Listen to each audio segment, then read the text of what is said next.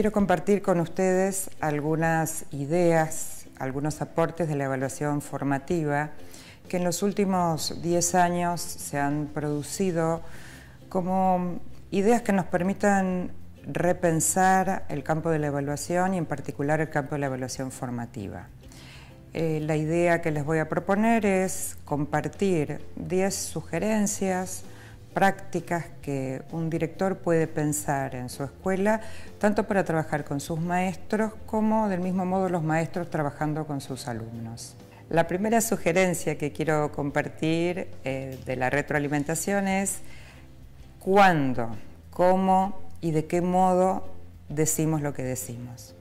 Nosotros sabemos que la retroalimentación impacta en las personas, tanto en sus aspectos emocionales como en sus aspectos cognitivos, y no es lo mismo decirle algo a alguien de buena manera que decírselo de mala manera, no es lo mismo decirle algo a una maestra en un pasillo que sentarse con calma y poder compartir y comentarle lo que uno quiere decir.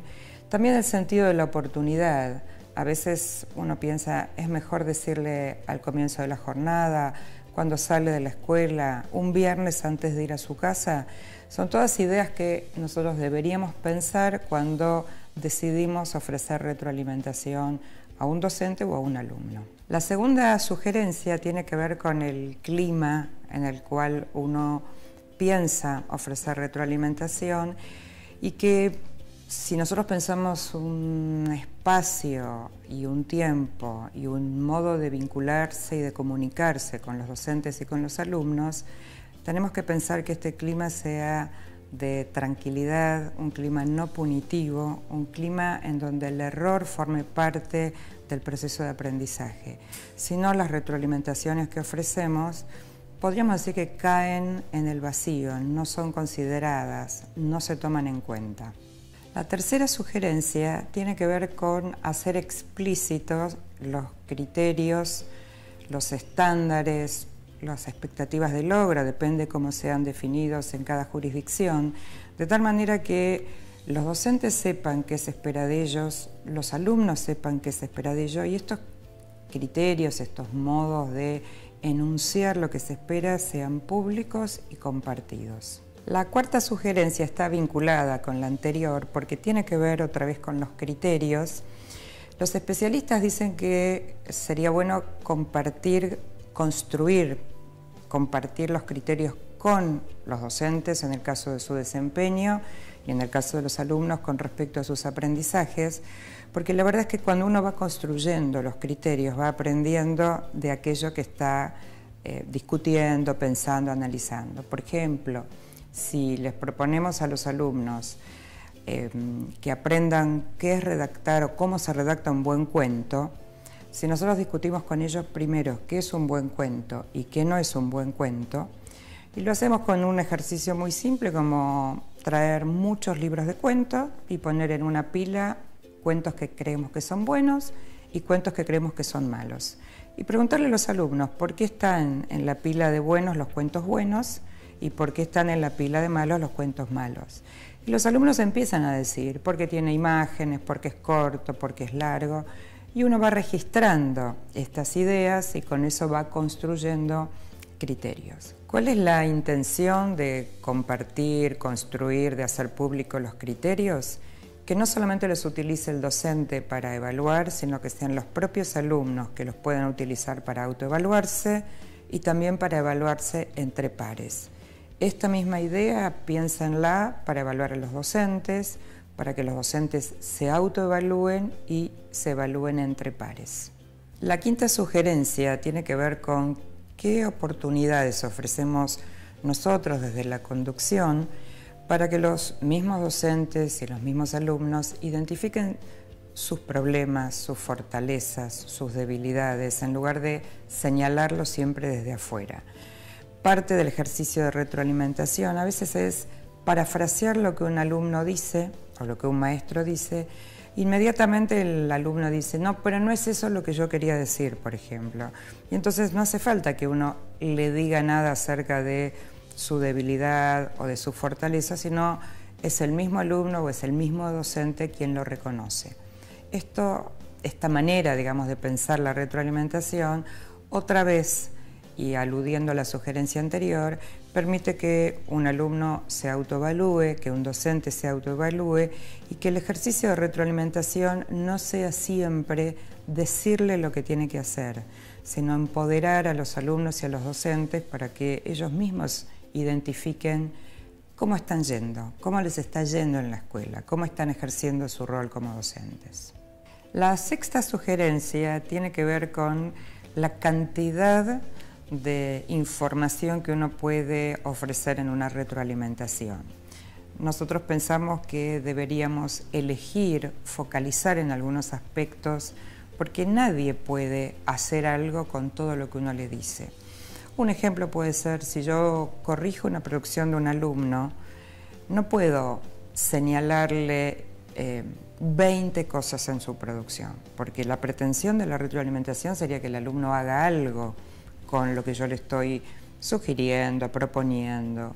Y si recibe 20, es muy difícil operar con esas 20 sugerencias o propuestas. Entonces, la idea es que nosotros como directivos o como maestros podemos registrar mucha cantidad de información, pero al momento de pensar en la retroalimentación debemos focalizar en aquellos aspectos que sean más relevantes para mi grado, para mi institución, porque tiene que ver con el proyecto que estamos encarando este año, porque tiene que ver con los procesos de mejora que queremos considerar, y entonces eso nos ayuda a priorizar, a jerarquizar, a elegir algunos de estos aspectos y trabajar con esa retroalimentación.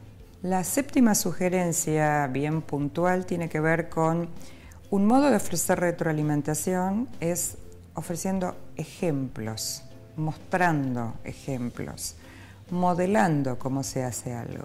Nosotros tenemos siempre alguna historia de crítica a los modelos conductistas y entonces parece que mostrar o modelar no está bueno porque entonces el alumno o el docente no construye. Y la verdad que esto no es así. A veces es bueno mostrar un buen ejemplo, a veces es bueno modelar cómo se hace algo para después el alumno o el docente lo haga a su propio modo, a su propia manera. Pero esta idea de piensen cómo lo harían, por ejemplo, y no ofrecer ningún ejemplo, muchas veces deja en el camino a muchos alumnos o a los docentes sin saber exactamente cuál es la propuesta. Así que buenos ejemplos es una buena manera de retroalimentar. La octava sugerencia tiene que ver con pensar dos cuestiones muy importantes en la retroalimentación. La primera es valorar aspectos positivos. Todos los alumnos y todos los maestros hacen cosas bien. Entonces, el primer ejercicio que uno debería hacer cuando uno ofrece retroalimentación es identificar aquello que hacen bien, aquellas fortalezas, aquello que muestra lo que el maestro sabe, lo que el alumno sabe, y para poder, obviamente, después avanzar sobre otros aspectos. Pero esta valoración, uno diría, casi sería el comienzo de una buena retroalimentación. La segunda idea es que no siempre necesitamos decir cómo hay que hacer las cosas. Muchas veces una buena retroalimentación es una buena pregunta, que lo deje al otro pensando.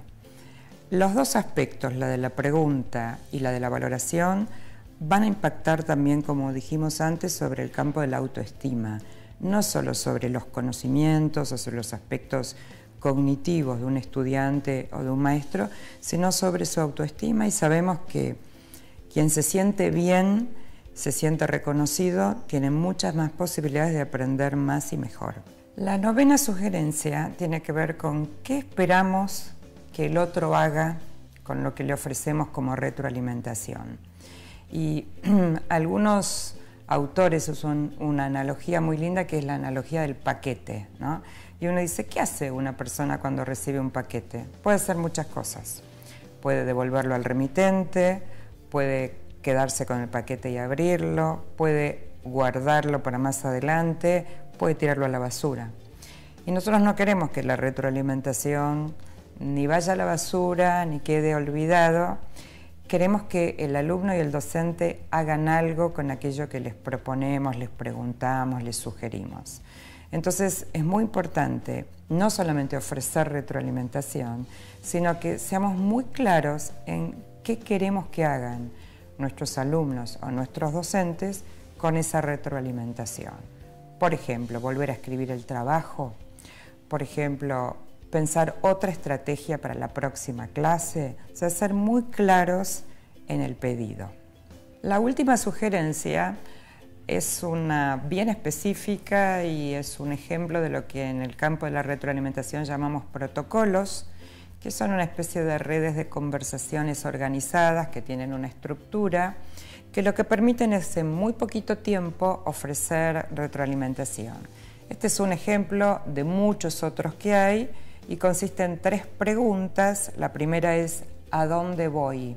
Y tiene que ver con entender lo que dijimos al principio, ¿no? ¿Cuáles son los objetivos? ¿Por qué estoy yendo para allá? No tener claro a dónde voy. La segunda es ¿cómo me está yendo? ¿Cómo estoy yendo? ¿Qué creo que está bien? ¿Creo que debería mejorar? ¿Qué recurso necesito? ¿Qué ayuda necesito? El tercer punto es ¿cómo sigo? Porque tenemos que pensar en el futuro, tenemos que pensar hasta aquí llegué, ¿qué más tengo por delante? ¿Hacia dónde voy? ¿Qué otros aprendizajes? Si nosotros pensamos que este modo de ofrecer retroalimentación es un buen camino porque estamos formando o queremos formar estudiantes autónomos, queremos formar docentes que cada vez sean más profesionales, capaces de tomar buenas decisiones y seguir, como siempre, aprendiendo. En educación no tenemos techo, el cielo, uno podría decir que es casi el horizonte hacia donde deberíamos trabajar cotidianamente, de manera conjunta, maestros, docentes, alumnos, padres y la sociedad en su conjunto.